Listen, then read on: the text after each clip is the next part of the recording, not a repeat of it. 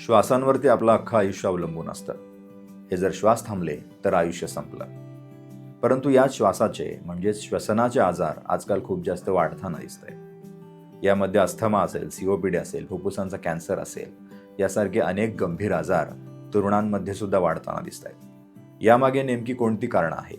धूम्रपान किंवा त्यासारखी व्यसनं असतील, हवेतील प्रदूषण असेल, धूळ असेल, यांमुळे आपल्या फुफ्फुसांवरती नेमका काय परिणाम होतो, ते किती डॅमेज होतात आणि ती चांगली ठेवण्यासाठी, निरोगी ठेवण्यासाठी काय करायला हवं, या सर्वच विषयांवरती मार्गदर्शन करण्यासाठी आज आपल्यासोबत उपस्थित आहेत सांगली जिल्ह्यातील सुप्रसिद्ध ब्रीथवेल मल्टी स्पेशालिटी हॉस्पिटलचे फाउंडर, सुप्रसिद्ध श्वसनविकार तज्ज्ञ डॉक्टर पृथ्वीराज मेथे. आपण घेत असलेला श्वास किती महत्त्वाचा आहे आणि तो श्वास घेण्यासाठी मदत करणारा आपल्या शरीरातील अवयव, ती म्हणजे आपली फुफ्फुसं, ही कशी निरोगी असायला हवी, ती निरोगी राहण्यासाठी काय करायला हवं, काय खायला हवं किंवा कोणत्या प्रकारचा व्यायाम करायला हवा, या सर्वच गोष्टींवरती आज आपण अत्यंत डिटेलमध्ये बोलणार आहोत. त्यामुळे हा अत्यंत महत्त्वाचा असलेला पॉडकास्ट संपूर्ण पहा आणि तुमच्या फ्रेंड्स आणि फॅमिलीसोबत सुद्धा शेअर करायला विसरू नका. Enjoy the show.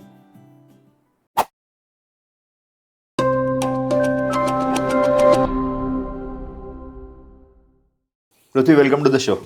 थँक्यू. आज आपण बेसिक फुफ्फुसं म्हणा किंवा जे अस्थमा आहेत, या सगळ्या डिसिजेसवरती बोलणार आहोत. सुरुवात अगदी बेसिक्सपासून करूया आणि आपल्या व्ह्युअर्सना एक चांगली माहिती फुफ्फुसांच्या आजारांविषयी असेल किंवा जे काय बाकी इतर पॉल्युशन्समुळे वगैरे आजार होतात याबद्दल देण्याचा प्रयत्न करूया. सुरुवातीला अगदी विचारायचं झालं तर आपली लंग्स जे असतात, आपली फुफ्फुसं जी असतात, ती कसे काम करतात आणि ते किती महत्त्वाचा एक ऑर्गन आहेत आपल्या बॉडीमधला? आता फुफ्फुस किती महत्वाचं आहे तुलाही किती वाटतं बघ. तू हां. बोलताना काय म्हणालास, आज आपण बेसिक लंग्स बद्दल बोलूयात. बरोबर. आणि हे खरंच अगदी कटू सत्य आहे की लंग्स हे एक अंडररेटेड सुपर हिरोज आहेत, अंडरडॉग्स आहेत म्हणेन. जसं एकदम फार सिम्पल लँग्वेजमध्ये सांगायचं झालं तर जसे आपल्या घरात आई वडील आहेत ना, है ना, आई आपल्याला सगळं देते, जेवायला देते, करून देते, बरोबर. झोपवते, सगळं करते. पण अंडररेटेड कोण आहे? वडील. बरोबर. वडील ते सगळं मिळवून आणतात, घरी देतात आणि म्हणून ते आपल्याला मिळतं. बरोबर. But what we do is I I I. So हो. Same is like with lungs. Lungs. आपण सगळे हार्टबद्दल खूप बोलतो, नक्कीच ते इम्पॉर्टंट आहे, जशी आई इम्पॉर्टंट आहे त्याच्याशिवाय काही नाही. बट तितकेच वडील इम्पॉर्टंट आहेत. अच्छा. बिकॉज लंग्स आपल्याला ऑक्सिजन, जे आपल्या शरीराचं पेट्रोल आहे म्हणेन, पेट्रोलशिवाय गाडी चालू शकत नाही. बरोबर. So what lungs do is ती एक आपली पेट्रोल टँक आहे जे ऑक्सिजन घेते. आणि तो ऑक्सिजन फक्त लंग्ससाठी नाही आहे, तर तो पूर्ण शरीरासाठी आहे, सगळ्या अवयवांसाठी नेसेसरी आहे. लंग्स तो ऑक्सिजन घेतात, तो ब्लडमध्ये मिक्स करतात, ते ब्लड हार्टमध्ये जातं आणि हार्ट आपल्या सगळ्यांना ते blood, Supply oxygenated blood provide करतं. Okay. त्या ऑक्सिजनमधूनच आपल्याला एनर्जी मिळते. त्या ऑक्सिजनमुळेच आपण, म्हणजे आपला ब्रेन चांगला राहतो, आपण विचार करू शकतो, फोकस करू शकतो. Basically for a good health, good lungs are a must. त्यामुळं चांगल्या ह्याच्यासाठी, चांगल्या आयुष्यासाठी किंवा चांगल्या हेल्थसाठी lungs is the most important part, I would say. Okay. जसं तू सांगितलंस की हार्टच्या इक्विव्हॅलंट आपले लंग्स आहेत. नक्कीच. मग हे लंग्स नेमके कोणकोणत्या गोष्टींमुळे डॅमेज होतात, ज्याच्यामुळे आजकाल खूप जास्त आजार वाढायला लागलेले आहेत? सगळ्यांना माहिती आहे आणि खूप कॉमन आहे की सिगरेट स्मोकिंगमुळे लंग्स डॅमेज होतात, आउटडोअर पोल्युशनमुळे लंग्स डॅमेज होतात. पण मी त्याच्या पुढे जाऊन काही अदृश्य शत्रू जे लंग्सचे आहेत ते आपण जास्त लोकांपर्यंत पोहोचवण्याचा प्रयत्न करूया, विच इज इंडोर पोल्युशन. अच्छा. आपल्याला आउटडोअर पोल्युशन माहिती आहे, but indoor pollution we don't know. What is indoor pollution? आपल्या घरात आपण लावणारी उदबत्ती, अच्छा. ही सिगरेट आपण जी इतकीच, देवाला उदबत्ती Exactly. अगरबत्ती लावतो ती. ओके. उदबत्ती अगरबत्ती. किंवा हां. धूप असेल, आपण लावणारं डासांसाठी मॉर्टिन कॉईल Okay. असेल किंवा मग ते इलेक्ट्रिक, ते Liquid मॉर्टिन, वाला. लिक्विडवाला मॉर्टिन Okay. असेल, even that is as harmful as Smoking. Smoking. Okay. आणि गावाकडे आपल्याकडे अजून ही चूल वापरली जाते, बंब वापरले जातात, बरोबर. है ना. कुठल्याही प्रकारचा धूर, मग तो सिगरेटचा असेल किंवा चंदनाच्या लाकडाचा असेल, जे आपण देवासाठी करतो, is equally harmful for lungs. Okay. Yes, अशाच या धूळ आणि स्ट्रेस मग तो स्मोकिंगमुळे येणारा असेल किंवा इनडोअर आउटडोअर पोल्युशनमुळे येणारा असेल, कुठल्याही प्रकारचे बेसिक गोष्टी आहेत ज्याच्यामुळे लंग नक्कीच डॅमेज होऊ शकतात. जसं की तू सांगितलं की स्मोकिंग आणि पॉल्युशन, या आपण एक एक करून गोष्टी आपण बोलूयात की स्मोकिंगमुळे नक्की काय परिणाम होतो आणि तो किती गंभीर स्वरूपाचा असतो. Smoking is like slow suicide, I would Okay. Say slow poisoning, to be more precise. लगेच प्रॉब्लेम दिसत नाही. स्मोकिंग फार कूल वाटतं, कारण आजकाल प्रत्येक हिरो, यू सी ना, प्रत्येक कूल हिरो कोणी असेल तर smoke त्याचा एक करताना. शॉट तरी पिक्चरमध्ये बरोबर. असतो, हे Smoke करताना. बरोबर. स्मोकिंग. सो ते एक ट्रेंड बनवलं. It is purely marketing for which we shouldn't fall for. पण अनफॉर्च्युनेटली आपण ते सगळं बघतोय. स्मोकिंगमध्ये काहीच चांगलं नाही आहे. ओके. ओके, कारण मी जसं म्हणाल तुम्हाला, तो एक धूर आहे. सिगरेटमध्ये बेसिकली काय आहे, एक तर आहे निकोटिन, जे आपल्याला फील गुड करवतं, आपल्याला थोडंसं फ्रेश बनवतं, आपली झोप घालवतं, आपल्याला एनर्जेटिक बनवतं. आणि दुसरी गोष्ट ती म्हणजे टार, जो आपल्याला टोबॅकोतून जातो, जो आपल्या फुफ्फुसाला धूर साठून एखादा फुगा जो त्याच्या कॅपॅसिटीपेक्षा जास्त फुगला की तो वीक होतो. बरोबर. तशा प्रकारचं आपलं फुफ्फुस होतं की तो त्याला एक्स्ट्रीमली एअर ट्रॅप होते, आत गेलेला धूर बाहेर येऊ शकत नाही, तो तिथेच अडकून राहतो बरोबर. आणि तो फुफ्फुसाला आपल्या त्याच्या कॅपॅसिटीपेक्षा जास्त फुगवतो. एम्फायसेमॅटस आपला लंग होतो आणि मग तो नेहमीसारखा फंक्शन करत नाही. करू शकत नाही आणि परत Okay. कधीच करत नाही. अच्छा. स्मोकिंग एवढं डेंजरस आहे, जर एखादा व्यक्ती स्मोक करत असेल आणि समजा त्याच्या संपर्कात, त्याच्या आजूबाजूला किंवा त्याच्या घरी जर काही व्यक्ती असतील जवळपास, तर असं म्हणतात की ते पॅसिव्ह स्मोकिंग जे आहे ते Yes, सुद्धा खूप yes. डेंजरस आहे. तर हे खरंच डेंजरस आहे का आणि ते कितपत डेंजरस आहे?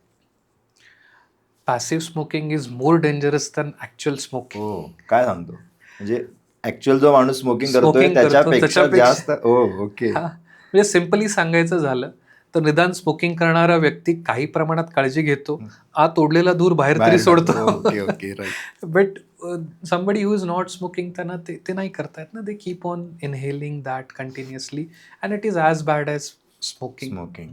येस. ओके. पृथ्वी, कसं आहे, आजकालची जी नवीन जनरेशन आहे, जेन झी म्हणूया आपण, त्यांच्या काही आपण न्यूजमध्ये बघतो की स्मोकिंग खूप जास्त इंजुरियस आहे, असं आपण सगळ्या ॲडव्हर्टाईजमध्ये किंवा जाहिरातींमध्ये पाहत आलो. त्यामुळे त्यांचा ओढा किंवा त्यांचा कल थोडाफार प्रमाणात वेपिंगकडे झुकलेला आपण पाहतो. आणि वेपिंग हे स्मोकिंगपेक्षा कमी डेंजरस आहे किंवा कमी धोकादायक आहे, असं म्हणून ते वेपिंग खूप जास्त प्रमाणात यंग जनरेशनमध्ये आजकाल पाहायला मिळते किंवा तशा बातम्या आपण अलीकडे पाहतो. तर हे वेपिंग किती डेंजरस आहे आणि ते खरंच स्मोकिंगपेक्षा कमी धोकादायक आहे का? मगाशी मी म्हणालो सिगरेटबद्दल आपण बोलताना की सिगरेटमध्ये 2 कॉम्पोनंट आहेत, निकोटीन आणि टोबॅको. हां. तर वेपमध्ये काय केलेलं आहे बेसिकली, की त्याने निकोटीन ठेवलेलं आहे, म्हणजे तुम्हाला फील गुड होणारच. ते हो. घेतल्यानंतर. आणि पण त्यामध्ये टार नाही आहे. पण त्याऐवजी त्यांनी काय केलं की some form of flavoured liquids Okay. जे ॲड केलेत आणि त्याच्यावरती कुठलीही रेग्युलेटरी बॉडी नाही आहे. ओके. त्यामुळं त्याच्यामध्ये काय वापरलं जातं, किती प्रमाणात वापरलं जातं, हे कंट्रोल होत नाही आहे अजूनही. अच्छा. आणि सरप्रायझिंगली वेपिंग एक फ्रॅटर्निटीनीच चालू केलं की बाबा it is substitute for smoking. But जेव्हा त्याच्यावर अभ्यास होत गेला, स्टडीज झाले, तेव्हा असं कळालं की vaping is more dangerous than smoking. And अच्छा.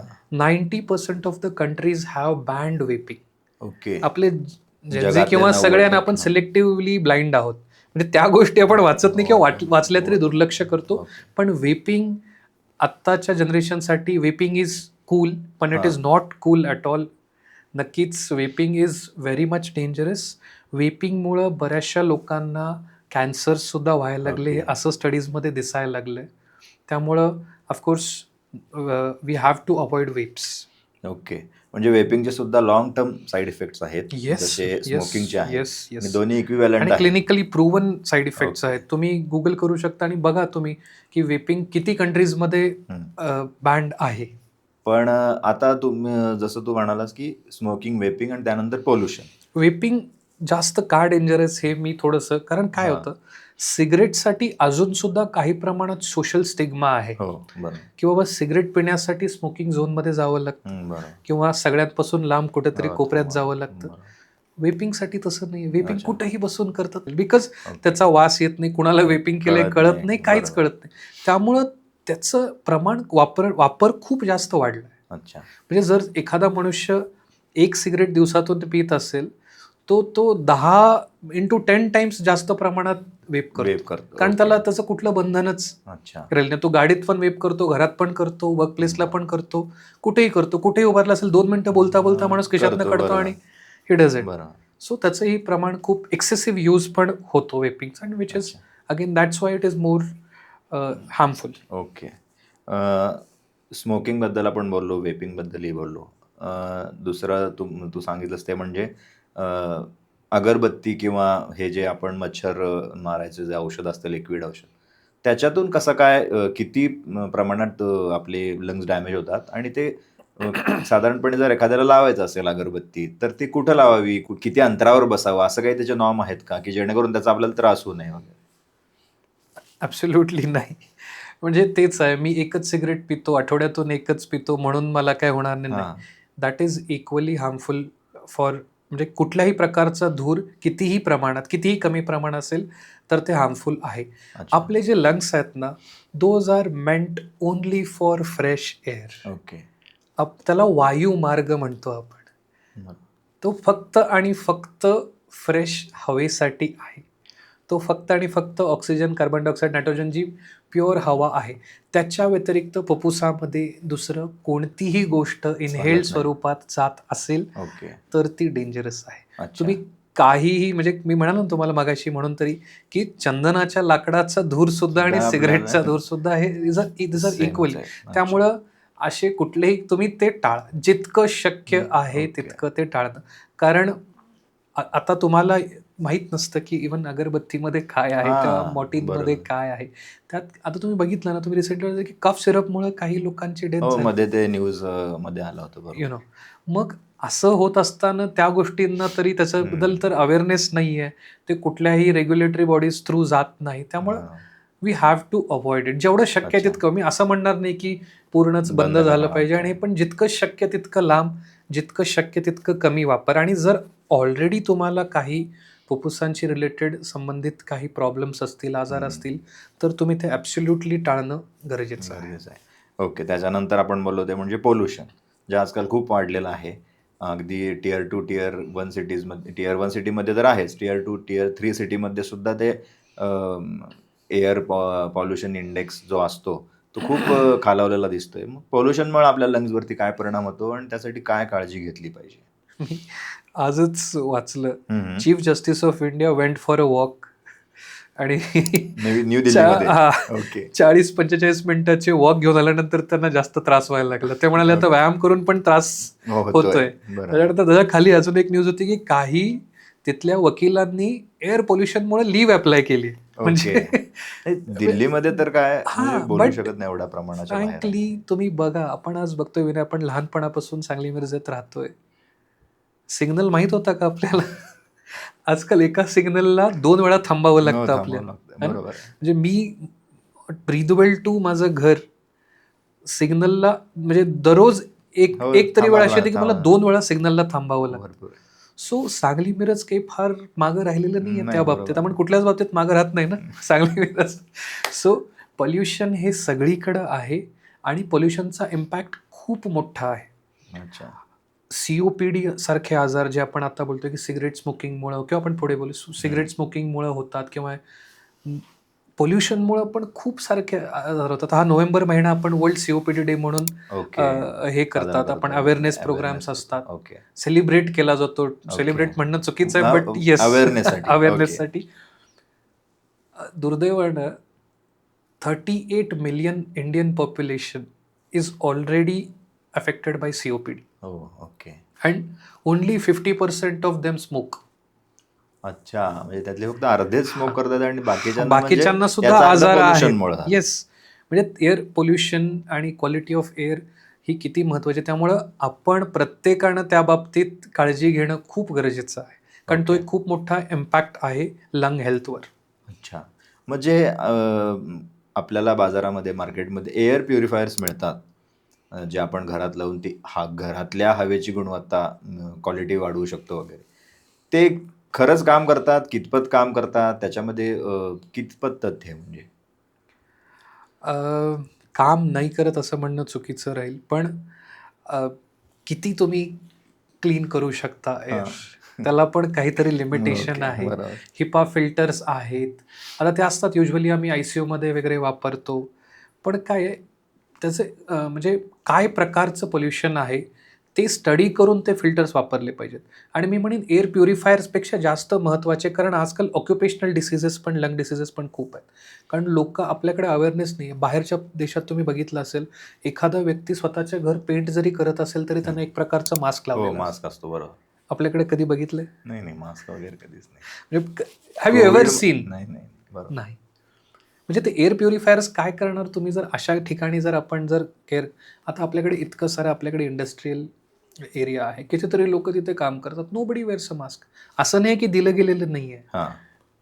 द एम्प्लॉयर हॅज प्रोव्हाइडेड जे काय आहे का म्हणजे नॉर्म्स आहेत, इक्विपमेंट जे काही आहेत. But they don't use it. मी कितीतरी लोकांना सांगतो, अरे तू तुझं फुफ्फुस खराब करून हं. किती लाखो करोडो रुपये जरी खर्च केलेस, तरी तुझं फुफ्फुस आहे तसं होऊ शकत नाही, मग. Unless and until you transplant. बरोबर. पण एक 5,000 10,000चं जर मास्क तुझ्या ऑक्युपेशन ॲप्रोप्रिएट जर मिळत असेल, तर ते तू घे. मी त्यांना लिटरली सांगतो, तुम्ही उघडा, ही वेबसाईट उघडा, हं. 3Mवर जावा, तुमचं ऑक्युपेशन कोणतं आहे, तिथं किती मायक्रॉन साईजचं हे असतं, Pollution त्यानुसार बरोबर. तुम्ही फिल्टर्स निवडा. असतं सगळं अवेलेबल आहे. पण आपण चांगल्या गोष्टी, आपल्याला कसं रील रील बघतो, हां, पण बरोबर. हां, अशा गोष्टींकडे बघणं खूप होत गरजेचं नाही. आहे. त्यामुळे एअर प्युरिफायर्स नक्कीच घरात असलेलं चांगलं आहे. चांगलं. ओके. पण ऑक्युपेशन तुमचं जे काय आहे आणि त्याला प्रोटेक्ट करण्यासाठी जे ऑक्युपेशन ॲप्रोप्रिएट मास्क आहेत, हे आपले नॉर्मल मास्क किंवा रुमाल बांधून नाही काही होणार. होणार नाही. बरोबर. असे पेशंट्स आम्ही रोज बघतो, की काय आम्ही प्रत्येकाचं ऑक्युपेशन घेतो, कारण ऑक्युपेशन रिलेटेड काही ना काही निघतं. बरोबर. आणि विचारतो, I have not found a single person sugar फॅक्टरीमध्ये काम करणारा, फाउंडरीमध्ये काम करणारा, कॉटन मिलमध्ये काम करणार, कधीही कोणीही मास्क वापरलेलं. बरोबर. आणि आज मी एवढं सांगून सुद्धा हार्डली 10% लोकं वापरतील त्याचा का? हां, बरोबर. वापर त्याचा करतात. त्यामुळे इम्पॅक्ट. एअर प्युरिफायर्सपेक्षा मी त्याला जास्त महत्त्व देईन. ते जास्त महत्त्वाचं, कारण घरात युजुअली आपल्या सगळ्या बऱ्यापैकी गोष्टी हो. आहेत. अजून तेवढं नाही की आपल्याला घराच्या आत ओके. इनडोअर पोल्युशन तसं आहे. अच्छा. पण आपल्या कामाच्या ठिकाणी आणि बाहेर ते वापरणं जास्त गरजेचं आहे, मी म्हणेन. ओके.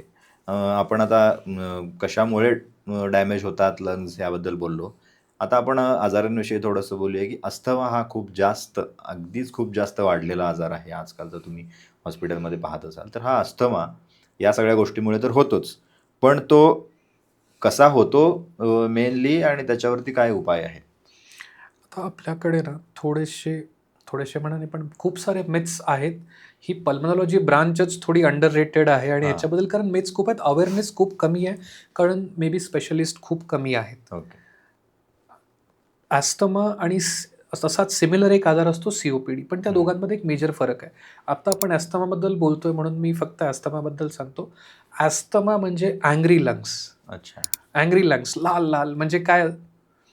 ॲस्थमामध्ये श्वासनलिकांमध्ये सूज येते, इन्फ्लेमेशन, ओके. नाही का? आपल्याला कुठं जर जोरात लागलं, हं, तर कसं ते लाल बरोबर, ते होतं, बरोबर. मार लागला की, आणि सुजतं. सुचतं. तसं बेसिकली ॲस्थमामध्ये आपल्या श्वासनलिकांमध्ये आपल्या श्वासनलिकांमध्ये सूज येते, इन्फ्लेमेशन होतं आणि तो वायुमार्ग अरुंद होतो. ओके. आणि तो अरुंद झाला की मग ते घरघरणं, सोय वाजणं, ओके. खोकला येणं, किंवा मग काही पेशंट्समध्ये बडका तयार होणं, हं, हं, हं. हे असं होतं. पण अस्थमाची चांगली गोष्ट काय, की तो पूर्णपणे रिव्हर्सिबल आहे. ओके. अस्थमाची सूज ही पूर्णपणे कमी होऊ शकते. एखाद्या अस्थमाच्या पेशंटचं लंग फंक्शन, फुफ्फुसांची क्षमता ही परत बॅक टू नॉर्मल होऊ करता येऊ शकते. शकते. ओके. पण अगेन अवेअरनेस, ॲस्थमा आहे हे डायग्नोज होण्यामध्येच इतका वेळ झालेला असतो, हं, हं. की त्याचा जो रिव्हर्सिबल डिसीज असतो तो पुढे जाऊन इरिव्हर्सिबल झालेला irreversible असतो, कारण ती होतो. सूज तिथे राहून मुळात वायुमार्गच जाड होऊन जातो. मग अशा पेशंट्सना ॲस्थमा होऊन खूप काळ अस्थमा असतो, तो लेटर ऑन COPD म्हणजे COPD. इरिव्हर्सिबल डिसीजमध्ये ओके. कन्वर्ट होतो. आणि ॲस्थमामध्ये का हा हे होण्याचं, म्हणजे आम्ही काही स्टडीज पण करतो की का असं होतं, हं. तर त्याच्यामध्ये खूप मोठं हे आहे की इन्हेलर्सबद्दलची भीती आहे. हां. कारण ॲस्थमाची ट्रीटमेंटच आहे इन्हेलर. ओके. आणि इन्हेलर म्हणजे एकच इन्हेलर नसतं. इन्हेलर हे एक फक्त औषध पोचवायचं डिव्हाइस आहे. ओके. त्या इन्हेलरमध्ये वेगवेगळ्या प्रकारची डिसीज अकॉर्डिंग औषधं औषधं असतात. असतात. ओके. आणि बिकॉज ते डिरेक्ट कॉन्टॅक्ट आहे. जसं आपण डोकं दुखायला लागलं की झंडू लावतो, दॅट्स इट, त्याचं काम तिथंच असतं, दुसरीकडे बरोबर. नाही. तसंच इनहेलर असतं जे डायरेक्ट फुफ्फुसात जातं आणि ती सूज कमी करतं आणि तो डिसीज रिव्हर्स करतं. Okay. So asthma is a reversible disease. आणि ॲस्थमाचे कारण बेसिकली COPDचे कसे स्मोक वगैरे आहेत तसे ते नसतात. तर ॲस्थमा हा मुळात एकतर अनुवंशिक असण्याची शक्यता असते. अच्छा. म्हणजे आजीला आहे, आईला आहे, भावाला आहे, त्यांच्याकडून तो एक जेनेटिक येण्याचं, किंवा मग एन्व्हायरमेंटल फॅक्टर्समध्ये मग या काही गोष्टी येतात. हम्म. पण धुरापेक्षा जास्त त्यामध्ये ॲलर्जिक ट्रिगर्स जास्त असतात. अच्छा. जसं की धूळ. ओके. ही धूळ काय कोणाला सुटलेली नाही, म्हणजे बरोबर, धूळ सगळ्यांना कितीही काही काय असेल तर धूळ असतो, किंवा मग परागकण, हम्म. Pollens okay. हवेमध्ये, ते आपल्याला दिसत नाहीत. इथून आपल्यापासून 5 किलोमीटर लांब जर एखाद्या गोष्टीची शेती असेल, तिथं जर छाटणी झाली बरोबर. तर ते पोलन्स हवेमध्ये असतात आणि ते किलोमीटरभर ट्रॅव्हल करू शकतात. बरोबर. त्यामुळे बघितलं असेल की मला फक्त या सीझनमध्येच अस्थमा होतो, हां. ओके. या सीझनमध्येच त्रास होतो. मग ॲस्थमा कसा? ॲस्थमा असाच असतो, होतो ठीक होतो, ठीक होतो, ओके. कधी असतो कधी नसतो. ओके. मग त्याचं ट्रिगर असे असतात की बाबा, अच्छा. मग त्या सीझनमध्येच ते क्रॉप असतं, मग त्याचे बरं. पोलन्स त्याच सीझनमध्ये असतात, मग त्या पेशंटला त्याच सीझनमध्ये त्रास होतो. त्रास होतो. हां, किंवा मग ओके. एखाद्याच्या घरी पाळीव प्राणी आहेत, हां. मग ते ओके. कॅट डॅन्डर, डॉग डॅन्डर असे, किंवा असे ॲलर्जिक ट्रिगर्स प्रत्येकाचे तो एक वेगवेगळे ऍक्च्युली असतात. महत्त्वाचा प्रश्न आहे. काही जणांना मांजर पाळला असेल किंवा कुत्रा पाळला असेल तर वरचेवर श्वसनाचे आजार होतात. मग हे कशामुळे होतात? त्यांच्या काही काही जण म्हणतात की त्यांच्या केसांमुळे होतात, किंवा ते जे धूळ झटकतात, किंवा ते काय डेली माणसांसारखे थोडी डेली आंघोळ ते करत नाहीत, त्याच्यामुळे असेल. तर ते नेमकं कशामुळे त्या लोकांना त्रास होत असतो, म्हणजे नक्कीच. पाळीव प्राणी पाळलेल्या लोकांना? ॲलर्जिक असू शकतात काही हम्म. लोक, म्हणजे त्यांचं बेसिकली केस किंवा ॲनिमल डॅन्डरला त्यांचं ॲलर्जी असू शकते. पण we have to identify that, not necessarily त्याच्यामुळेच असेल. हे करण्यासाठी ना एक खूप छान टेस्ट आहे, स्किन प्रिक ॲलर्जी टेस्ट म्हणतात त्याला, ओके. जे आपल्या हातावर स्किनवरच टेस्ट केली जाते. हम्म. आजकाल मार्केटमध्ये खूप सारे ब्लड ॲलर्जी टेस्ट आहेत, बरं. ज्याच्यामध्ये खूप नॉन स्पेसिफिक गोष्टी येतात, आणि मग लोक पथ्य इतकं असतं की म्हणजे त्या लोकांना आजार बरा वाटायला लागतो हां. की एवढ्या गोष्टींची एवढ्या एलर्जी गोष्टी आली, कोण करणार? सगळंच हां, बंद तसं कर. होतं ते. कसं पॉसिबल? प्रॅक्टिकली पॉसिबल नाही. त्यामध्ये स्किन प्रिक ॲलर्जी जर तसं काही असेल ना ट्रिगर, तर you can go for a skin prick allergy test. History घेतली जाते की काय काय पॉसिबल असू शकते ॲलर्जिक ट्रिगर्स, आणि त्यानुसार त्या गोष्टींपासून, प्रोटीनपासून बनवलेलं एक औषध असतं, ते आपल्या स्किनवर लावलं जातं आणि छोटासा एक प्रिक केला जातो. जर त्याची ॲलर्जी असेल तर तिथं तेवढ्याच लोकली रिॲक्शन येते, ओके. आणि मग ते रिॲक्शन एका स्पेशलाइज स्केल असते, त्यांनी मेजर करून त्या ॲलर्जी कितपत आहे त्या गोष्टीची हे बघितलं जातं. त्यामुळे तसं असेल तर ते करणं नक्कीच गरजेचं आहे.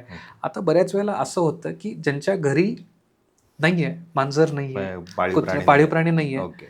पण त्यांना त्रास होतो, अच्छा. स्पेसिफिकली लहान मुलांना, ओके. आणि ते येतात आमच्याकडे, मग आम्ही ॲलर्जी टेस्ट करतो, त्यात कॅट डॅन्डर किंवा ॲनिमल डॅन्डर पॉझिटिव्ह येतं. ओके. कसं ते काय? म्हणतात, अरे आमच्याकडे तर काहीच हो, नाही. बरोबर. कॅट डॅन्डर एक म्हणजे किंवा अशी गोष्ट आहे, हे म्हणजे माझ्या मनात सांगत नाही, हे स्टडीजमधली गोष्ट सांगतोय. ओके. एखादं कुत्रं किंवा मांजर तुम्ही आज जर घरातून बाहेर काढलं तर ॲटलिस्ट 2 इयर्स लागतात पूर्णपणे तुमचं घर त्या डॅन्डर फ्री होण्याकरता. हो, म्हणजे तुम्ही बापरे. कितीही डीप क्लिनिंग केलं तरी सुद्धा. म्हणजे त्यामुळे इतकं ते इम्पॅक्टफुल असतं. आणि ओके. कसं असतं, आता मुलं शाळेला जातात ना, तुझ्याकडे मांजर आहे तुझ्या घरी, माझ्या घरी काय नाही आहे, पण माझ्या मुलाला कॅट डॅन्डरची ॲलर्जी आहे. तुझा मुलगा, माझा मुलगा शाळेत जातात. म्हणजे असं ना, बरोबर. तुझी बॅग, माझं हे, मिट्टी मार, खेळ, बरोबर. ते आपल्या अंगावर आणि शरीरावर पण असतं. अच्छा. आणि बिकॉज ते तिथं कॉन्टॅक्टमध्ये येतो, मग तो शाळेतून आला की आजारी पडतो, त्याला खोकला आहे, सर्दी आहे. ओके. त्यामुळे ते आयडेंटिफाय करणं अत्यंत गरजेचं आहे. नाहीतर मग उगाच सांगितलं होतं ना, धूळ आहे. आता लहान मुलांमध्ये काय होतं मी तुला सांगतो, ते खूप वाईट वाटतं मला. कधी कधी मी प्रत्येक पालकांना सांगतो, हे असे आजार ॲस्थमा हे जास्त करून आता आजकाल खूप प्रिव्हॅलंट आहेत लहान मुलांमध्ये. लहान मुलांना ते ग्राउंडवर पाठवत नाहीत, म्हणजे कुठं खेळू देत नाहीत, ट्रिपला जाऊ देत नाहीत. असं नाही चालत ना. म्हणजे तुम्ही ॲटलिस्ट यू फाइंड आउट काय कशाची ॲलर्जी आहे, आणि देन यू स्टॉप इट. असं ओव्हरऑल त्याला हे करणं चुकीचं आहे. त्याच्यामुळे त्याचं मग हेल्थवर प्रॉब्लेम येणार. खेळायला जर तो गेला नाही तर बरोबर, आणि जनरलाइज करून उपयोग नाही. जसं मी मोठ्यांमध्ये म्हणालो ना, की ॲस्थमामध्ये छाती वाजेल, खोकला येईल, नाक गळेल किंवा छाती जड वाटेल, सिम्पटम्स असतील जे काय. तुला पटणार आहे, लहान मुलांमध्ये कधी कधी सिम्पटम्स काय असतात? मुलगा जेवत नाही, ओके. मुलाचं वजन वाढत नाही, मुलाचं शाळेत लक्ष लागत नाही. हे कशाचे सिम्पटम्स आहेत? तेच अस्थमाचे? सांग, कारण मुलाला कळत नाही त्याला काय होतंय. अच्छा. तू मला सांग, जर तुला नीट श्वासच घ्यायला येत नसेल तर तुला भूक लागेल का? नाही, बरोबर आहे. तुला जेवावंसं वाटेल का? तुझं अभ्यासात कॉन्सन्ट्रेशन लागेल का? ओके. बरीच मुलं असं येतात आणि आम्ही त्यांच्या छातीला स्टेथोस्कोप लावतो आणि बघतो, अरे काय त्याला श्वासच घेता येत नाही, एअर एंट्रीच नाहीये, हवा पुरेशी जातच नाहीये. ओके. मुलगा, ते लहान बाळ कसं सांगणार आहे? अच्छा. त्यामुळे जर एखाद्या मुलाला असं होत असेल आणि दुसरं काहीच सापडत नसेल तर you should always think of allergy and asthma. त्याला तो त्रास असू शकतो. असं भरपूर पेशंट्समध्ये. आणि मग ड्रास्टिकली मग सर वजन वाढवायचं पण औषध द्या, भूक लागायचं औषध द्या. तू पहिला फक्त हे औषध घे, बरोबर आहे. आणि त्या औषधाने त्याचे सगळे गोष्टी, म्हणजे अस्थमाची होतात. Treatment and he is fit and fine, doing well. अच्छा. आता आपण अस्थमाबद्दल बोललो, पण अस्थमाच्या पेशंटना सतत एक भीती असते की त्यांना अस्थमाचा अटॅक कधी येऊ शकतो. येस. मग ह्या अटॅकपासून वाचण्यासाठी त्यांनी काय काळजी घेतली पाहिजे? त्याला आम्ही एक टर्म डेव्हलप केले, लंग अटॅक. ओके. जसं हार्ट अटॅक आहे ना, तसं तसा लंग attack. अटॅक ही कधीही येऊ शकतो. ओके. जसं आपण आता बोललो की ट्रिगर्स हे काहीही असू शकतात. There are Okay. An number of triggers. त्याला म्हणजे त्याला काही लिमिटेशन नाही आहे. तो कोणताही एक, म्हणजे एखाद्या व्यक्तीला भाताची एलर्जी असू शकते, एखाद्या Okay. व्यक्तीला एखाद्या डाळीची असू शकते. त्यामुळे अच्छा. कधी कोणत्या गोष्टीला ट्रिगर होईल हे सांगता येत नाही. ओके. आता असे असे केसेस आहेत जिथं प्रॉन खाऊन लोकांची डेथ झाली, कारण ओके. इमिजिएट केअर मिळू शकली नाही. अच्छा. प्रॉन खाल्लं. आणि मला माझे एक डॉक्टर फ्रेंड आहेत, म्हणजे आम्ही मी एका ह्याच्या गेलो होतो स्टुडंट लाईफमध्ये ओके. शिकताना. अच्छा. तिथं मला त्या भेटल्या होत्या, माझ्यापेक्षा सिनियर आहेत मॅडम. त्या गोव्याला गेल्या, त्यांनी प्रॉन खाल्ला हा. आणि त्यांना आठवतंय ते दुसऱ्या दिवशी त्या व्हेंटिलेटरवर होत्या, त्यांच्या घशात ट्यूब होती. बापरे. Doctor herself had to face this. यासाठी ना बाहेरच्या देशांमध्ये खूप छान गोष्ट आहे, एपिपेन. ओके. जी अशी कोणती जर रिॲक्शन येत असेल ना, तर you can your self administer the dose of adrenaline आणि ती रिॲक्शन थांबवू शकतो. पण अनफॉर्च्युनेटली अजून आपल्याकडे ते नाही आहे. आणि ऑफकोर्स आपण कोण दुसऱ्याकडून इंजेक्शन घ्यायला घाबरतो, स्वतः कोण घेणार? बरोबर. पण जर एखाद्याला ॲलर्जी असेल तर ते असा अटॅक येऊ शकतो, म्हणजे तेव्हा ॲलर्जीमुळे तुमचा श्वास थांबू शकतो. अच्छा. आणि तो ॲस्थमा ही पण बेसिकली एक ॲलर्जीच आहे. Most of the asthmas are allergic. त्यामुळे जेव्हा आपण ॲलर्जी ट्रीट करतो तेव्हा ॲस्थमा पण बरा होतो. पण जेव्हा लंग अटॅक येतो, जर असं पेन नसेल तर पहिली गोष्ट म्हणजे मी जसं म्हणालो, ॲलर्जी आहे असं वाटलं तर ॲलर्जी आयडेंटिफाय करणं. आणि काही रेस्क्यू इनहेलर्स असतात, की जसं तुम्हाला मगाशी म्हणलं की इनहेलरमध्ये वेगवेगळ्या प्रकारची औषधं, त्यामध्ये काही रेस्क्यू मेडिसिन्स किंवा इमर्जन्सी मेडिसिन्स असतात आणि काही रेग्युलर मेडिसिन्स असतात. रेग्युलर घ्यायचे इनहेलर्स वेगळे आणि इमर्जन्सी घ्यायचे इनहेलर्स वेगळे. आपल्याकडे काय, गरजेनुसार रेस्क्यू इनहेलर वापरायचं आणि सोडून द्यायचं. ते मग असे पेशंट जे आहेत ते लंग अटॅकसाठी जास्त लायबल आहे. त्यामुळे तिथं त्यामुळे रेस्क्यू इनहेलर्स जवळ ठेवणं आणि ॲलर्जिक ट्रिगर अवॉइड करणं हेच आपल्याला शक्य आहे आता. अच्छा. आपण अस्थमाबद्दल बोललो, पण त्याच्या दरम्यान तू एक जे सांगितलंस ते सीओपीडी आणि अस्थमामध्ये काय नेमका फरक आहे, आणि सीओपीडी म्हणजे कोणत्या प्रकारचा, किती गंभीर आजार आहे? जसं म्हणून asthma is angry lungs okay. आणि COPD are tired or aged lungs. अच्छा. सीओपीडीमध्ये त्या व्यक्तीच्या वयापेक्षा फुफ्फुसाचं वय 10 वर्ष पुढे गेलेलं असतं. जसं म्हणतो, फुगा त्याच्या कॅपॅसिटीपेक्षा जास्त फुगलेला असतो, त्याची इलॅस्टिसिटी कमी झालेली असते. त्यामुळे तो श्वास आत घेतो आपण, पण ती एअर ट्रॅप होत जाते. जेवढा श्वास आत घेतो तेवढा श्वास बाहेर निघत नाही आणि ते फुफ्फुस त्याच्यापेक्षा जास्त फुगत जातो आणि मग ते फार नाजूक होतं. फुग्यामध्ये जास्त हवा भरली तो फार पातळ होणार आहे, तो नाजूक होणार आणि ते रिव्हर्सिबल नाही. मेन डिफरन्स हाच आहे की सीओपीडी हा रिव्हर्सिबल नाही. त्यामुळं आम्ही ब्रीदवेलला एक गोष्ट करतो की नो युअर लंग एज. अच्छा. म्हणजे तुझं वय तर आहे, पण लंगचं एज किती आहे, फुफ्फुसाचं वय काय, ते सुद्धा टेस्ट करता तुम्ही. ते टेस्ट करण्यासाठी एक फार बेसिक हे आहे इन्व्हेस्टिगेशन, ती स्पायरोमेट्री, ज्याच्यामध्ये आपल्याला म्हणजे आपल्याला फुफ्फुस वापरून आपलं काही फुंकणे, जोरात श्वास आत ओढणे, श्वास रोखून धरणे, मग तो किती सेकंद सोडू शकतो, कसा आत घेऊ शकतो, हे कम्प्युटरवर ते मॉनिटर केलं जातं. ही फार बेसिक पल्मनरी फंक्शन टेस्ट आहे, ज्याच्यामध्ये आपल्याला एक्सरे, सिटी किंवा कुठल्याही दुसऱ्या इन्व्हेस्टिगेशनच्या अगोदर फुफ्फुसाचा प्रॉब्लेम चालू झालाय हे कळतं. कळू शकतं. ओके. माणूस ECG येता जाता हो, करतात बरोबर. पण फुफ्फुसाचे एज काय टेस्ट कोणी डझंट करतच मॅटर. नाही. पण नाही, बरोबर आहे. ॲस्थमा आणि मी ही टेस्ट का बोललो, कारण ॲस्थमा आणि COPD हे डिफरन्शिएट करण्यामध्ये ही टेस्ट आपल्याला मदत करते. ओके. कारण दोन्हीची ट्रीटमेंट पूर्णपणे वेगळी आहे. वेगळी आहे. कारण हा रिव्हर्सेबल डिसीज आहे. बरोबर, अस्थमा इथं पण इनहेलर वापरायचं आहे बेसिक, इथं पण इनहेलर वापरायचं आहे. ओके. पण त्या इनहेलर मधली औषधं ही दोन्हीची ॲब्सोल्युटली वेगळी आहे. वेगळी आहे. अच्छा. त्या स्पायरोमेट्रीवर तुमचं फुफ्फुसाची कॅपॅसिटी तुमच्या वयानुसार, वजनानुसार, उंचीनुसार ॲप्रोप्रिएट आहे का, आणि इनहेलर दिलं जातं. त्या टेस्ट एकदा टेस्ट केली जाते, इनहेलर दिलं जातं, 10 मिनटं पेशंटला बसवलं जातं आणि परत टेस्ट केली जाते. अच्छा. इनहेलरच्या आधीची ताकद, फुफ्फुसाची क्षमता आणि इनहेलरच्या नंतरची यामध्ये जर डिफरन्स येत असेल, म्हणजे ताकद कमी होती पण ती वाढली, ओके.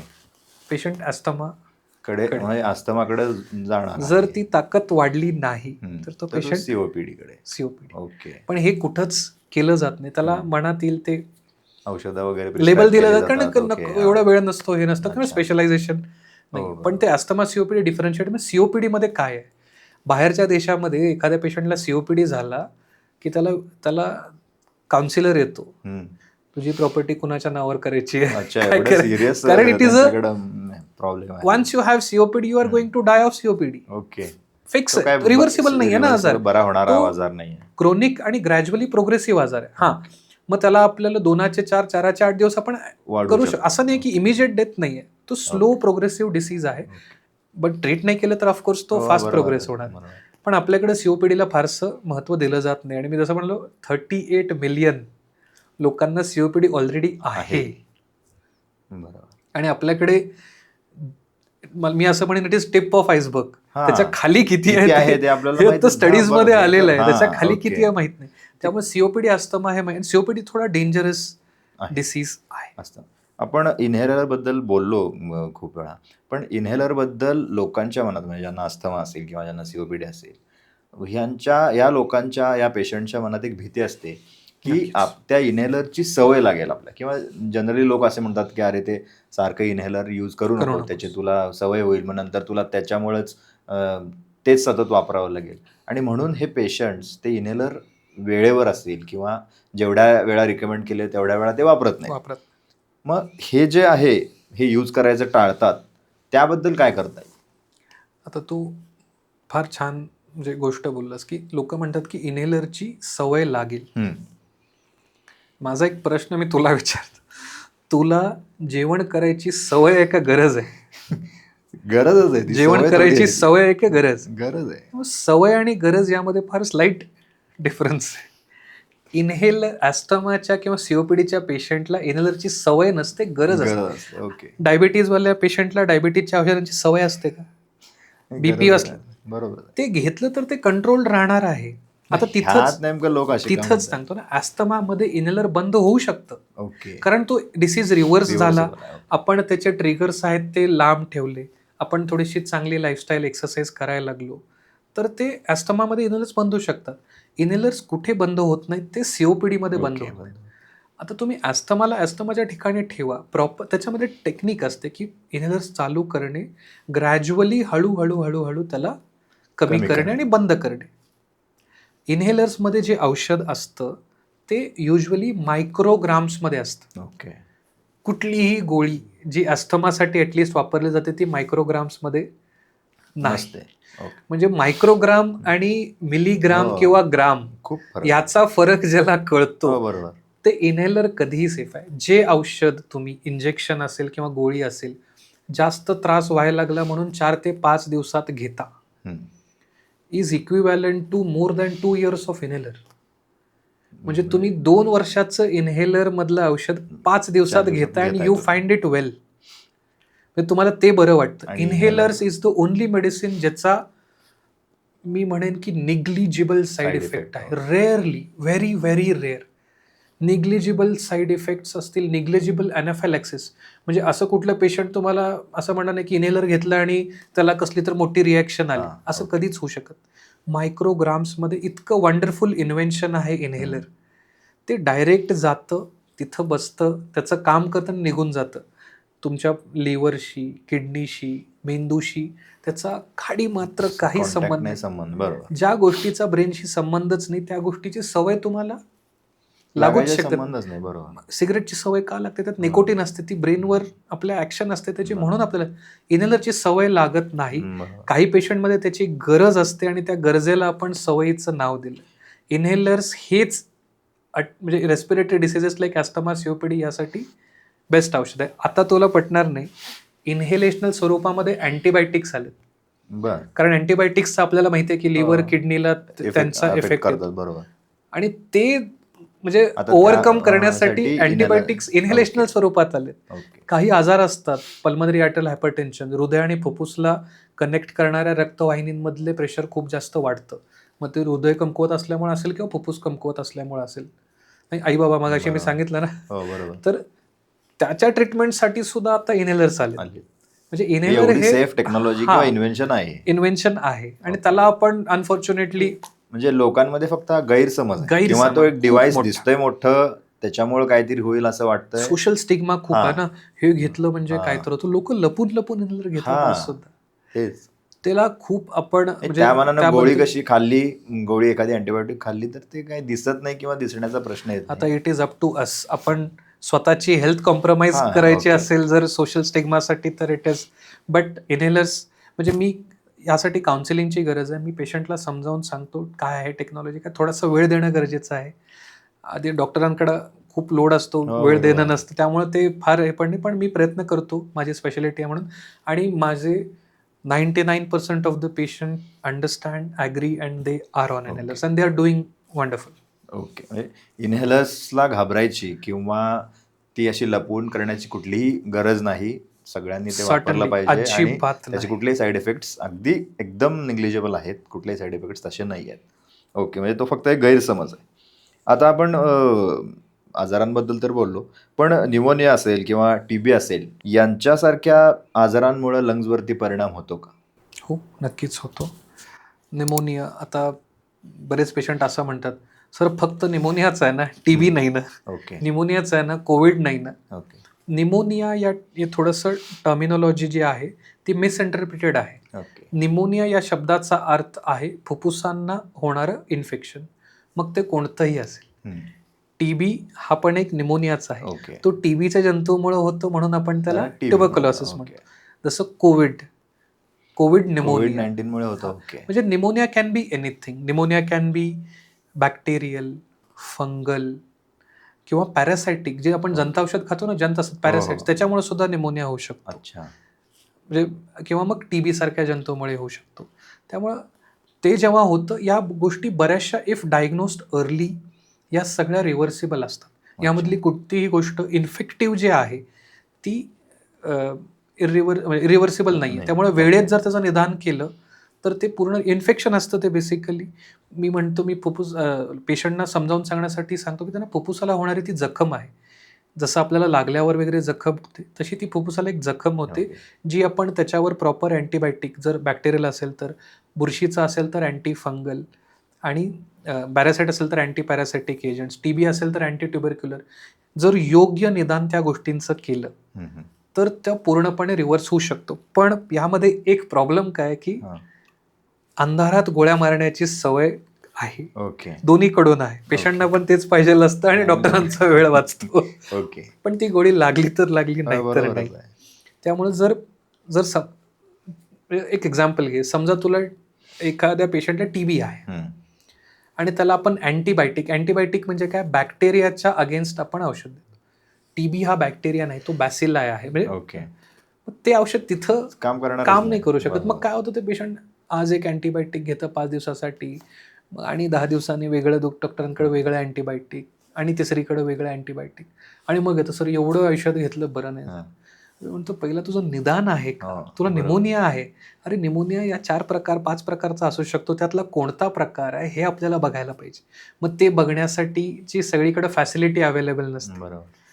त्यासाठी स्पेशलिस्टची गरज असते. आणि मग तो जर निमोनिया इनॲडिक्वेटली ट्रीटेड, इनॲप्रोप्रिएटली ट्रीटेड असेल तर मग पुढे त्याचं ती जखम परमनंट होऊ शकते.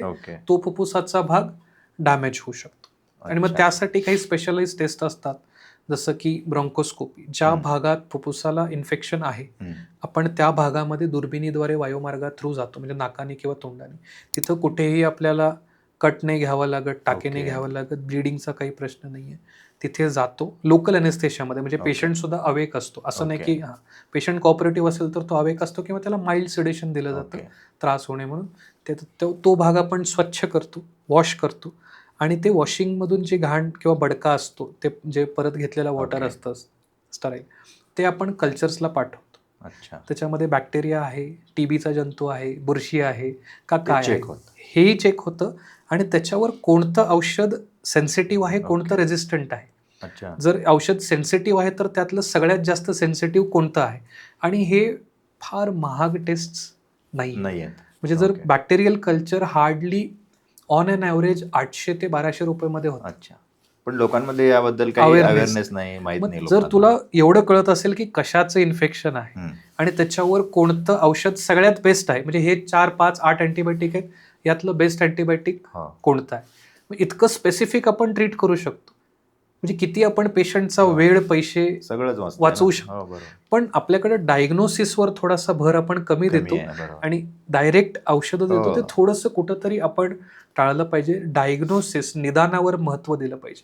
निमोनिया कोणता आहे, काय आहे, कसा आहे, टीबी आहे का नाही. टीबीमध्ये पण Okay. प्रकार आहे. प्रकार. आता टीबी झाला की पेशंटला वाटतं की आपण म्हणजे झालं आता झालं, संपलं. संपलं. हो, खूप घाबरतात लोक. बरोबर. टीबीचं औषध प्रॉपर वे मध्ये जर घेतलं, हम्म. पहिल्यांदा टीबी झाला तर 6 महिने, दुसऱ्यांदा झाला तर 9 महिने, Okay. टीबी 100% नाहीच होत.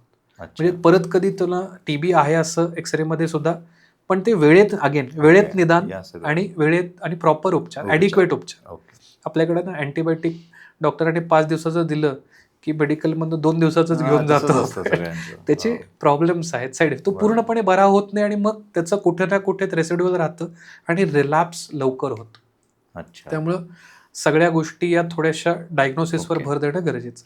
ओके, आपण टीबी, न्यूमोनिया याबद्दल बोललोच. आता आणखी एक आजार म्हणता येणार नाही, पण सवय कदाचित म्हणू आपण, आणि त्याच्याबद्दल आम्ही सोशल मीडियावरती खूप असं घाबरवणारे रील्स वगैरे बघतो. ते म्हणजे झोपेत घोरणे.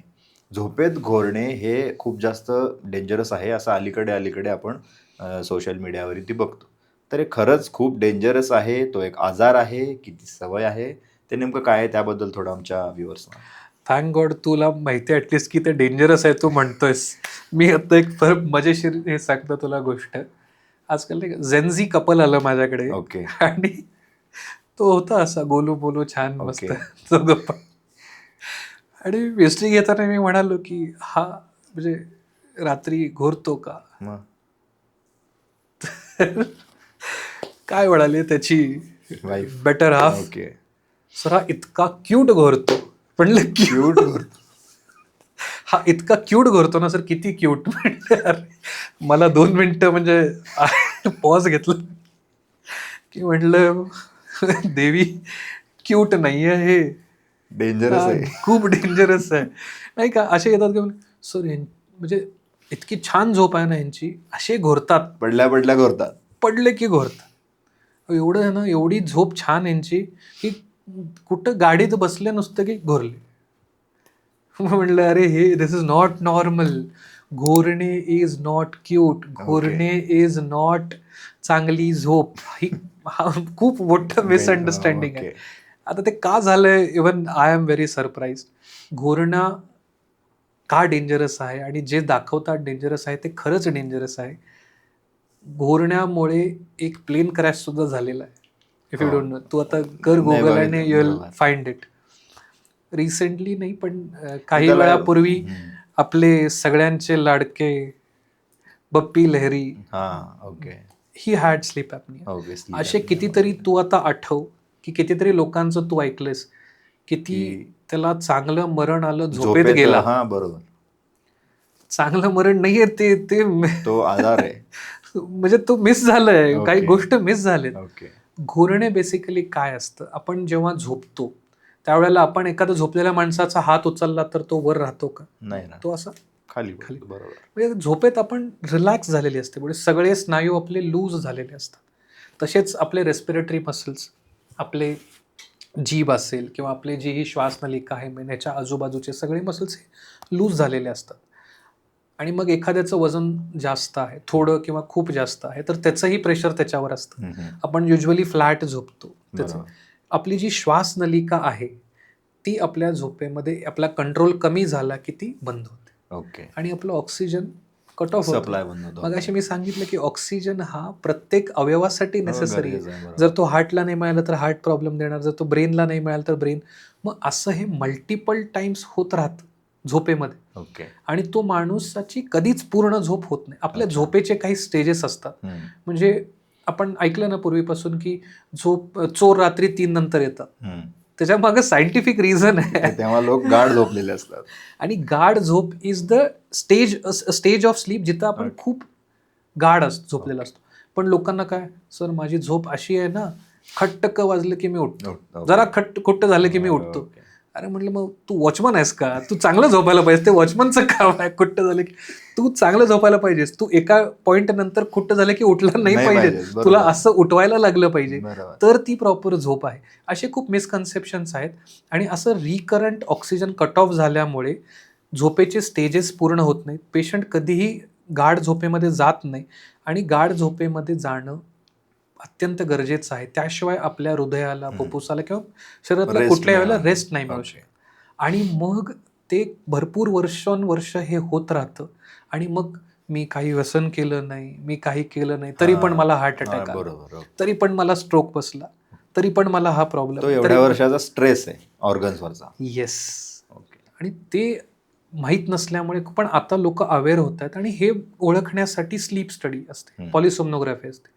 ती इतकी म्हणजे त्याच्यासारखी कुठली इझी टेस्ट नाही. काय करायचं तुम्हाला, यायचं आणि झोपायचं. Sleep study.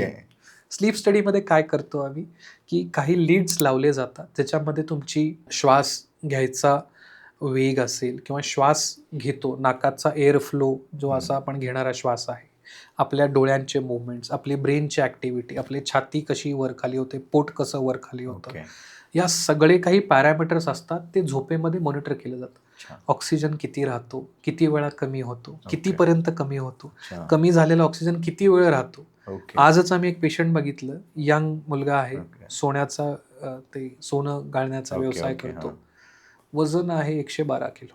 ही जस्ट 28-27 मुलगी आहे, लहान.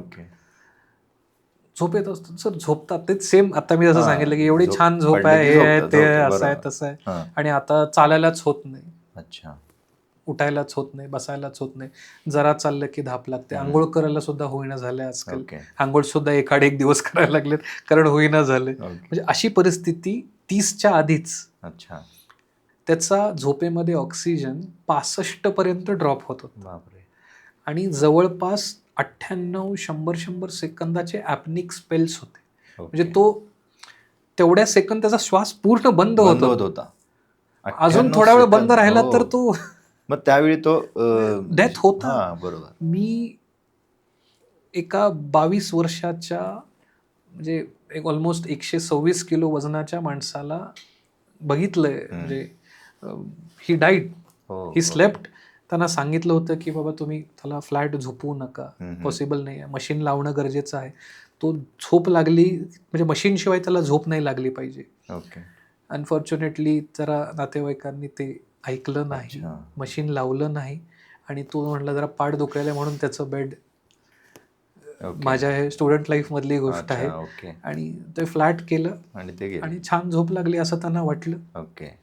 आणि म्हणजे हे नेव्हर. झोपेत घोरणे हे स्लीप ॲपनियाचं एक कारण बनू शकतं. Snoring is not normal. Every snoring has to be evaluated.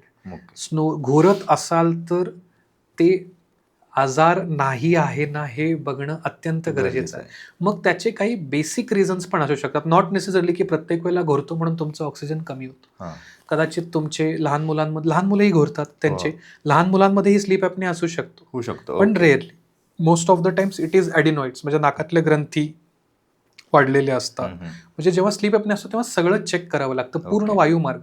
आपला वायुमार्ग नाकापासून चालू होतो, जो फुफ्फुसाच्या अल्वेपर्यंत पूर्ण वन एअरवे वन डिसीज, तो कुठूनही असू शकतो. मग त्यामुळे पूर्ण वायुमार्गामध्ये कुठे कुठे अडथळा आहे हे आपल्याला स्लीप स्टडीमध्ये कळतं. तो ऑब्स्ट्रक्टिव्ह आहे का, ब्रेनचाच कंट्रोल कमी होतोय त्यामुळे तसं होतंय, ते सगळं आपल्याला स्टडीमधून ओके. कळू शकतं, जे आम्ही रेग्युलरली करतो. आणि आता त्यामुळे पेशंटमध्ये काही पटणार नाही तुला, काही यंग डायबिटिक पेशंट्स, अच्छा. म्हणजे ज्यांना डायबिटीज झाला, का झाला हे प्रश्नचिन्ह होतं, हा, बरोबर. आईला नाही, वडिलांना नाही, कोणाला नाही, पण त्यांना झाला. आणि इन्सुलिन चालू आहे पण शुगर कंट्रोल नाही. ओके. आणि मग ते असं कळालं की घोरण्यामुळं we treated them for sleep apnoea and diabetes reverse झाला. बिकॉज तो स्ट्रेसच पूर्ण. अच्छा. म्हणजे स्लीप ॲपनिया एक असा आजार आहे which can present as any other disease. Okay. आता माझं एक खूप VIP पेशंट होतं, त्यांचं हार्टचं रिदम सारखं बिघडायचं, सगळं केलं त्यांनी, आणि ते असे काही खूप वजन जास्त होतं किंवा असंही काही नव्हतं, वजन नॉर्मल होतं, पण ते काही सापडायचं नाही. खूप वर्षानुवर्ष होतं, त्याने सारखं व्हायचं. मग ते अगदी because he was a well to do affording patient, he had seen म्हणजे the top most cardiologist of India. Okay. पण काय होतं की सगळ्यांना तो हार्ट असाच विषय चालू होता. आणि बिकॉज मी सहज भेटायला गेलो होतो देवळाला, बोलता बोलता म्हणलं असं असं, हे त्यांनी मला सांगितलं की असं असं झालं, मग फाईल दाखवली. मला सोपं होतं ना, कारण सगळं रूल आउट झालं होतं की काहीच म्हणजे काय प्रॉब्लेम नाही कुठे. म्हणून मी सहज आपलं म्हणलं की मग सर तुम्ही घोरता का. मलाही पटलं नाही की हा माणूस घोरचा, he was a fit person. Okay. हो म्हणलं, सहज म्हणलं मग सर आपण एकदा स्लीप स्टडी करू. आणि मलाही वाटलं नव्हतं की त्यांना स्लीप ॲपनिया असेल, पण जस्ट बिकॉज आय नो की sleep apnoea can present like anything, आणि we did a sleep study and surprisingly he had moderate sleep apnoea, obstructive sleep apnoea. म्हणजे जर हे आहे प्रॉब्लेम, आणि हा शक्यतो असा हेल्दी इंडिव्हिज्युअल्समध्ये युजली एवढा नसतो, पण असू शकतो. आणि वी ट्रीटेड दॅट अँड तो त्यांचा हार्टचा परत कधीच प्रॉब्लेम बंद झाला. म्हणजे असं स्लीप ॲपनिया असा एक फार विचित्र प्रकारचा आजार जो कसाही प्रेझेंट होऊ शकतो. म्हणजे तुमचं घोरणं हे करू शकते, कोणाला पटणार नाही. बरोबर. आणि मग ते आपण आपल्याकडे जे टेक्नॉलॉजी आहे किंवा उपचार आहे त्यांनी हे घोरणं बंद होऊ शकतं. येस, त्याचे प्रकार आहेत वेगवेगळे. म्हणजे घोरणं कशामुळे आहे त्यानुसार त्याचा उपचार आहे. ओके. अच्छा. आपण मगाशी कोविडबद्दल बोललो, तर कोविडमध्ये लोकांना श्वास घ्यायला त्रास झाला होता. कोविडच्या लाटेमध्ये. त्याच्यानंतर बऱ्याच असं आपण बघितलं न्यूजमध्ये की लोकांच्या लंग्सवरती परिणाम झाला आहे, त्यावेळी झाला, आणि त्यानंतर मग श्वसनाचे आजार वाढले वगैरे.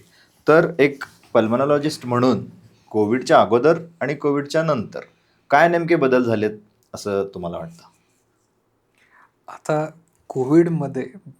कोविड एक अशी गोष्ट आहे जी मी पर्सनली मला असं वाटतं, जरी कोविडमध्ये मला ॲज अ पल्मोनॉलॉजिस्ट खूप रेकग्नायझेशन मिळालं लोकांना, पण मी असं म्हणेन की तो फेज कधीही परत माझ्या आयुष्यात किंवा कोणाच्याही आयुष्यात येऊ नये.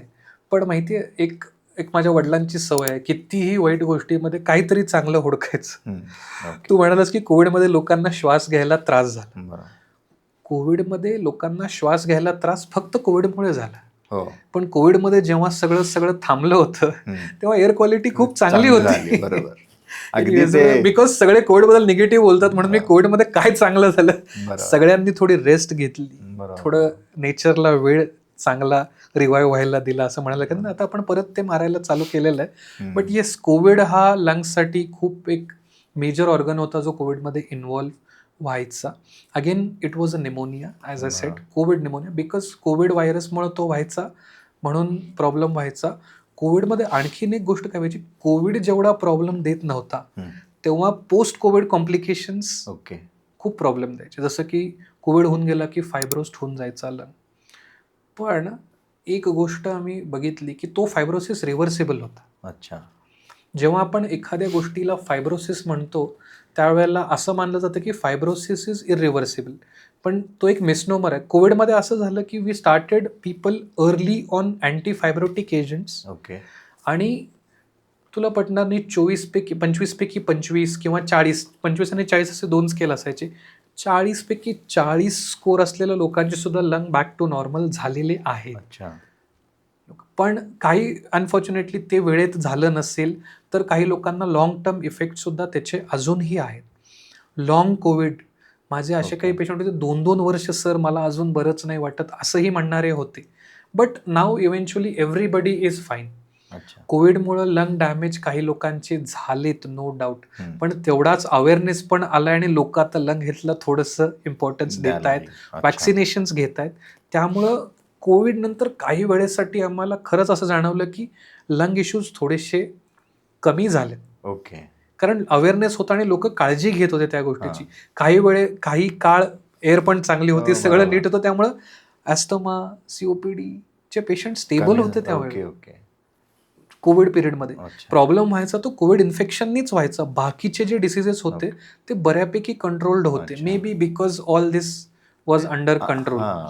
आणि awareness कोविडमुळे पण होतं. प्रॉब्लेम झालेत नाही झालेत, पण ते रिव्हर्सही झालेत.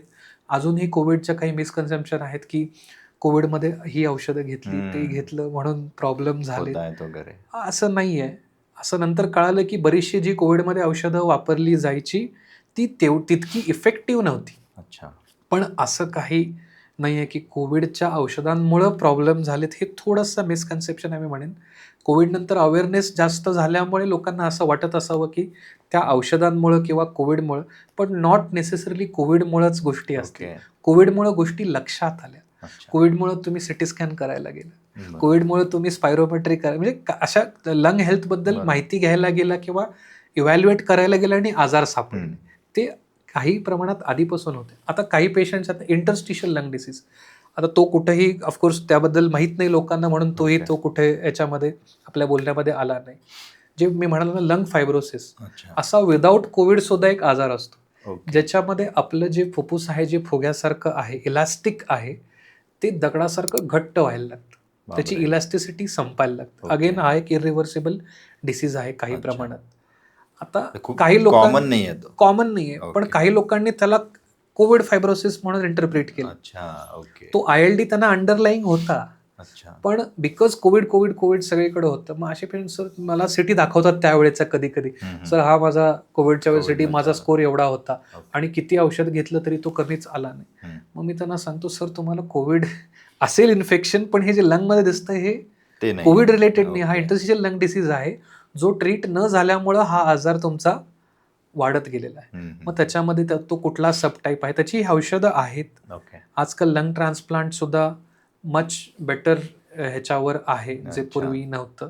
त्यामुळे असेही काही आजार आहेत जे कोविडमुळे मिसइंटरप्रिट झालेत आणि ब्लेम सगळा गेलाय कोविडवर. अच्छा. तेव्हा कोविड वॉज बॅड, बट जेवढं आपण म्हणतो तितकं सगळंच कोविडमुळे नव्हतं. ते नव्हतं. थोडंसं जेव्हा तुम्ही त्याच्याबद्दल नीट इव्हॅल्युएशन कराल स्पेशलिस्टकडून, त्यावेळेला तुम्हाला कळेल की नक्की कोविडमुळे आहे का दुसऱ्या कशामुळे आहे. अच्छा.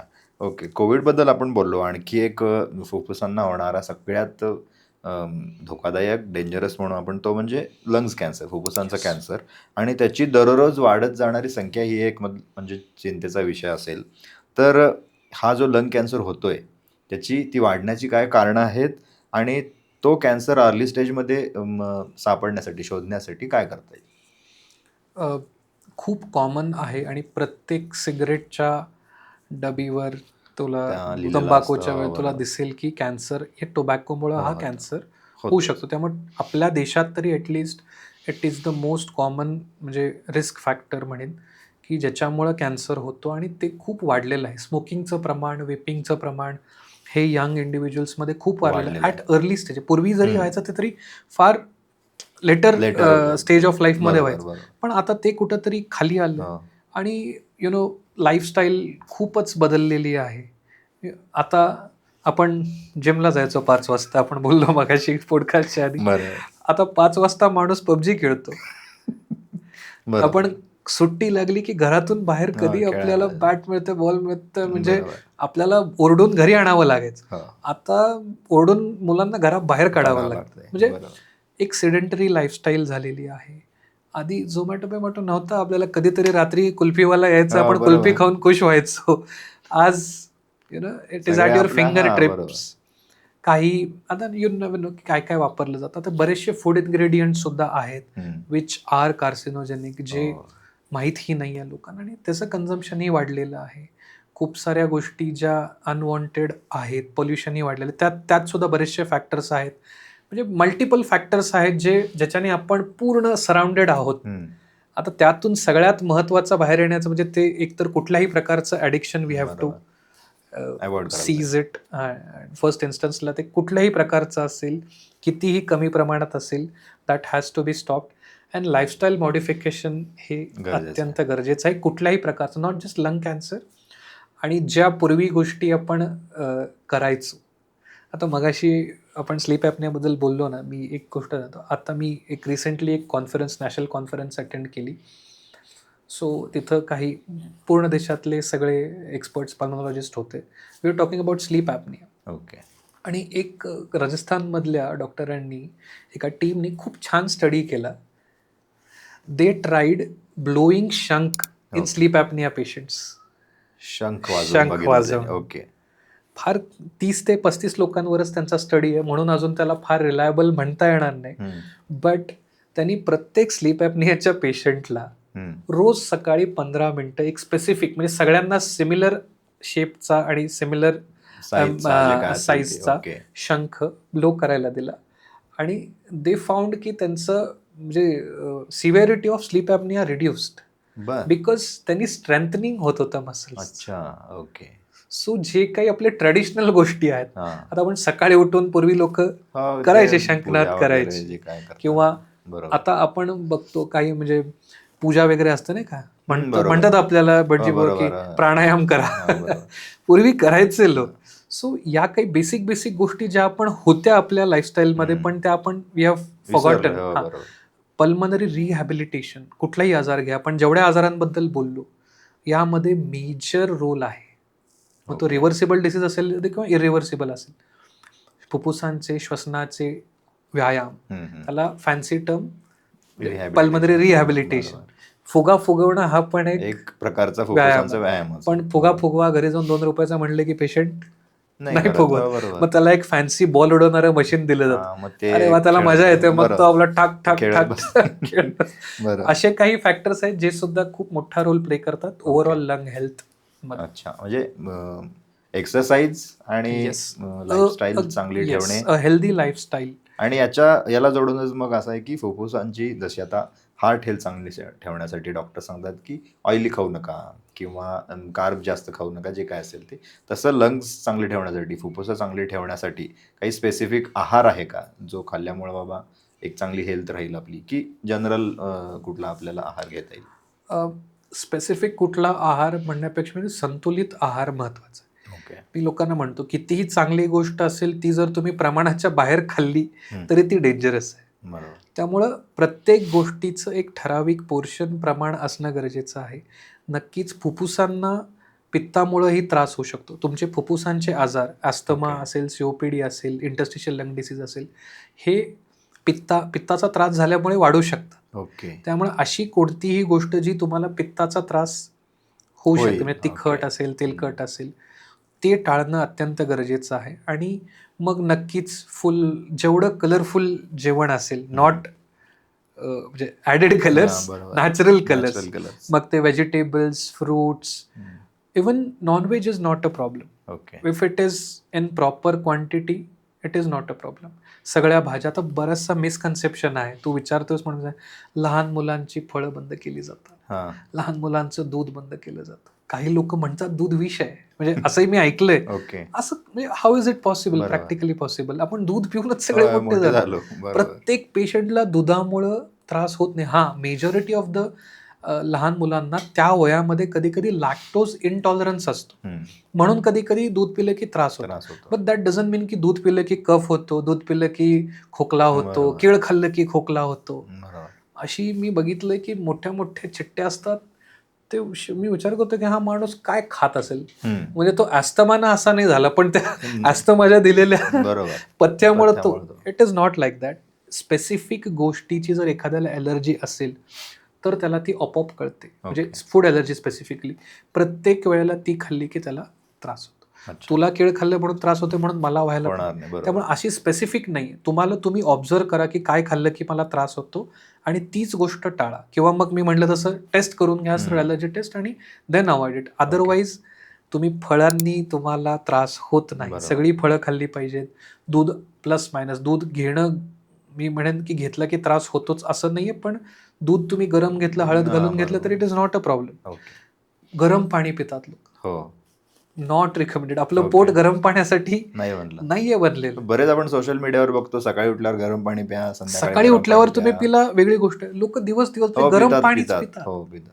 It is not right. त्याच्यामुळे तुमची गट हेल्थ खराब होईल. गटवरती आपली इम्युनिटी डिपेंडंट हो, असते. बरोबर. त्या मग तो नाही सहन करू शकत गरम अच्छा. दरवेळेला. त्यामुळे तुम्ही गरम पाणी गुळण्या करण्यासाठी वापरा, चूळ भरण्यासाठी वापरा, सकाळच्या वेळेत प्या, पोट साफ होईल, ठीक आहे. पण बरोबर. अदरवाईज ओव्हरऑल कुठलीही गोष्ट फ्रेश, मी म्हणेन दही सुद्धा, ताक सुद्धा, जर तुम्ही नॉर्मल टेम्परेचरला ताजं घेत बरोबर. असाल, तर ते डेअरीतलं चांगलं. नाही, घरी ओके, बनवलेलं, बनवलेलं. जर ओके. तुम्ही म्हणेन पनीर असेल, हे तुम्ही घरी बनवून खावा, काय प्रॉब्लेम होणार नाही. बिकॉज त्यामध्ये प्रिझर्वेटिव्ह असतात, हम्म. त्यांना काहीतरी प्रोसेस असते, ऑफकोर्स बरोबर. ते म्हणजे असतं, म्हणून मे बी त्रास होत असेल. पण तुम्ही घरी बनवा, रूम टेम्परेचरला खावा, फ्रेश खावा, मला नाही वाटत तुम्हाला प्रॉब्लेम होईल. थोडक्यात सगळं संतुलित खावा, हा सगळं संतुलित. खा, काय आणि प्रॉब्लेम जेवढं शक्य आहे तेवढं होममेड ओके. खाण्याचा प्रयत्न. अच्छा. आता आपण शेवटचा प्रश्न असा आहे की पल्मोनॉलॉजीमध्ये सध्या नवीन काय टेक्नॉलॉजी येते, त्याच्यामध्ये AI चा वापर किती होतोय, नक्कीच. आणि आपल्या ब्रीदवेल मल्टी स्पेशालिटी हॉस्पिटलमध्ये कुठल्या प्रकारची टेक्नॉलॉजी आपण पेशंटना ट्रीट करण्यासाठी वापरतो? AI इज द फ्युचर म्हणायला हरकत नाही, but it can't replace your brain, असं मी म्हणेन स्पेसिफिकली. कारण AI is here to help us, not to replace us.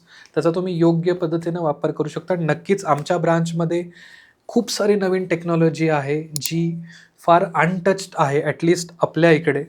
So जेव्हा खरंच मी ब्रीदवेलच्या स्वरूपातून प्रेझेंट होतो, मी जरी सांगलीचा असलो, एका म्हणजे तसं बघायला गेलं तर कम्पॅरेटिव्हली मेट्रोच्या ह्याच्यामध्ये आपलं सिटी आपली छोटी असली तरी people are amazed what we do in Breathwell with for lungs. आमची टॅगलाईन आहे, your breath our responsibility. So we have taken that responsibility की जे काही बेस्ट अवेलेबल आहे ते आपण प्रोव्हाइड करायचं आहे पेशंट्सना. सो त्यामध्ये AIचा हा नक्कीच खूप मोठा रोल आहे.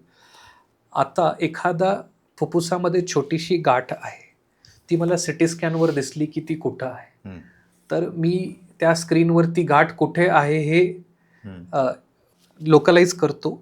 मला माझा स्कोप जेव्हा आत जायला लागतो त्यावेळेला मला स्क्रीन दाखवायला लागते, move right, move left, move forward, move behind, go into this, go into that, आणि त्या गाठीपर्यंत मला पोचवते. म्हणजे टेक्नॉलॉजी, त्याला म्हणतात नॅव्हिगेशनल ब्रॉन्कोस्कोपी. आता लोकांना मे बी, मी मगाशी तुम्हाला एक बेसिक ब्रॉन्कोस्कोपी सांगितली, तशी ही नॅव्हिगेशनल ब्रॉन्कोस्कोपी, ज्याच्यासाठी इझिली तुम्हाला कुठं पोहोचत येतं तुम्ही पोचू शकता. दुसरी एक गोष्ट आहे ई-बस, एंडोब्रॉन्कियल अल्ट्रासाऊंड. सोनोग्राफी माहिती आहे आपल्याला, आपण सोनोग्राफी बाहेरून ऐकली, आपल्याला फुफ्फुसाची आतून सोनोग्राफी करता येते. ज्या गाठी किंवा ज्या लिजन्स आहेत ज्या अनअप्रोचेबल आहेत, म्हणजे ज्या श्वासनलिकेच्या आत नाही आहेत पण इथं म्हणजे बाहेरून पण अप्रोचेबल नाहीत, मध्ये कुठेतरी आहे, त्यांना पूर्वी काय करायला लागायचं की एखाद्या सुईनी आर पार फुफ्फुसाच्या जाऊन त्याचं सॅम्पल घ्यायला लागायचं. पण आता आपण फुफ्फुसाच्या आतून जातो, सोनोग्राफीनं बघतो की ती गाठ कुठे आहे, कुठे मध्ये रक्तवाहिनी आहे का नाही. कारण पूर्वी काय व्हायचं, काय मध्ये आलं तर ते म्हणजे इट वॉज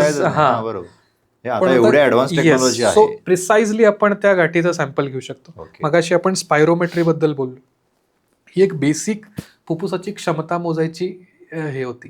तसे काही ॲडव्हान्स्ड लंग फंक्शन टेस्ट आहेत, ज्याच्यामध्ये तुमचे लंगचं किती फंक्शनल आहेत, किती नाही आहेत, कुठला भाग निकामी आहे, कुठं प्रॉब्लेम आहे, हे सगळं आपण बघू शकतो. असे काही ॲडव्हान्स आणि लंग फंक्शन टेस्ट आहेत. आणि स्लीप लॅब, घोरणे हा आजार आहे नाही आहे तो अप्रोप्रिएटली ओळखण्याकरता, अशा सगळ्या गोष्टी ज्याच्यामध्ये प्रत्येक गोष्टीमध्ये AIचा खूप मोठा रोल आहे. काही गोष्टी ज्या आपल्याकडून मिस होतात त्या सुद्धा AI पिकअप करतं. बरोबर. आणि आपण AI and our brain, we combine it and we provide best possible diagnosis and treatment for our patients and Breathwell. Okay. थोडक्यात आपल्या ब्रीदवेलमध्ये असेल आणि पल्मोनॉलॉजीमध्ये असेल AIचा यूज होतोय आणि ती टेक्नॉलॉजी आपल्याकडेही आहे. पृथ्वी, खूप खूप थँक्यू, तू आलास आणि आपला खूप उचलून आपला खूप दिवसांपासून पेंडिंग असलेला एक चांगला पॉडकास्ट तयार झाला, ज्याचा व्ह्युअर्सना आपल्या खूप जास्त चांगला फायदा होईल असं मी समजतो. आल्याबद्दल खूप खूप थँक्यू. थँक्यू सो मच हा एपिसोड पूर्ण पाहिल्याबद्दल. डॉक्टर पृथ्वीराज मेथे यांनी फुफ्फुसांचं आरोग्य, श्वसनाचे विविध आजार यांवरती अगदी बेसिक ते ॲडव्हान्स सांगितलेल्या या गोष्टी किंवा ही माहिती तुम्हाला कशी वाटली हे आम्हाला कमेंट्समध्ये नक्की सांगा. आणि आपल्या चॅनलला सबस्क्राईब केलं नसेल तर सबस्क्राईब करा आणि आम्हाला इंस्टाग्रामवरती सुद्धा फॉलो करा. थँक्यू.